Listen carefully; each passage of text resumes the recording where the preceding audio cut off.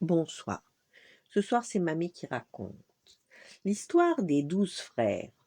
Dans un royaume lointain, vivait une belle et insouciante princesse. Mais un jour de grande lessive, elle découvrit dans le linge royal 12 chemises de garçon. Mais à qui sont ces vêtements demanda-t-elle à sa mère, la reine. Oh, ma fille, répondit tristement cette dernière. Avant ta venue au monde, j'avais déjà 12 fils. Mais la loi de la couronne ordonne que seule la princesse hérite du trône. Pour ne pas que tes frères soient enfermés à vie dans le donjon, je les ai envoyés se cacher dans la forêt le jour de ta naissance. Les pauvres, mais c'est très injuste, s'écria la jeune fille. Il faut que je les retrouve. Aussitôt dit, elle partit dans les bois, et le soir venu, elle découvrit une chaumière entourée d'un jardin fleuri. Curieuse de voir qui habitait là, elle poussa doucement la porte d'entrée. 12 garçons étaient attablés pour le souper.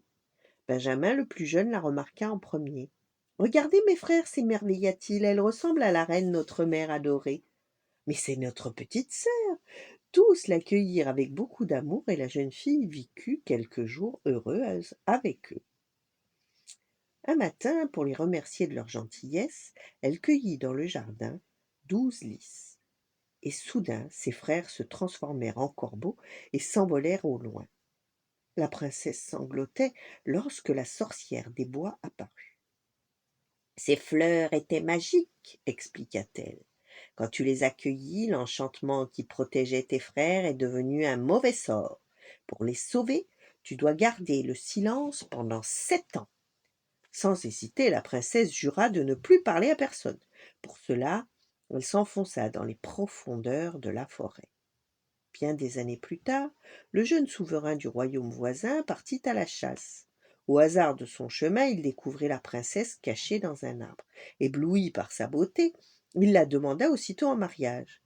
Comme elle n'avait toujours pas le droit de parler, elle accepta d'un mouvement de tête. Cependant, quand le jeune souverain la conduisit dans son palais, la cruelle reine-mère se fâcha.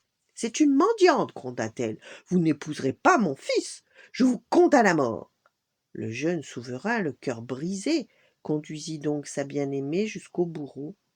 C'est alors que 12 corbeaux se posèrent en travers de leur chemin et se transformèrent en beaux garçons, parce que cette année s'était écoulée et le sort était rompu. Libérée de son serment de silence, la princesse raconta sa triste histoire, et tous ensemble, ils retournèrent au palais. La cruelle reine-mère honteuse disparut alors dans la forêt, et le jeune souverain put enfin épouser sa belle.